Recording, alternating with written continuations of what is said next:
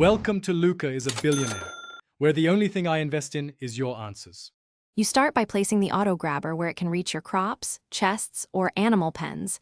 This matters because range determines what it can pick up. Once placed, make sure you have the correct bait or filter item in hand.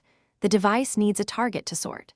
You also want a nearby chest or conveyor to collect items because continuous output avoids clogging. Begin with a small test area so you can observe pickup behavior before scaling up. You now configure filters and routing to prevent wasted pickups. This is where you control the why behind each move. Open the device menu and assign categories, seeds, forage, or animal drops, so the grabber ignores irrelevant items.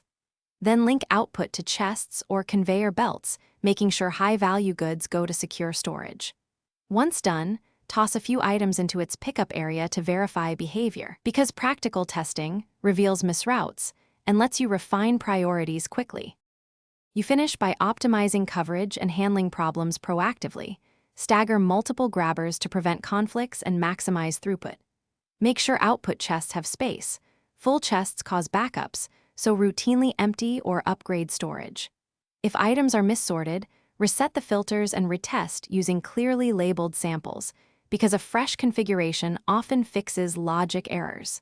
Finally, watch the system for a game day to confirm stability. And remember, small incremental changes reveal the. Thanks for watching and please subscribe. It's the best investment you'll ever make.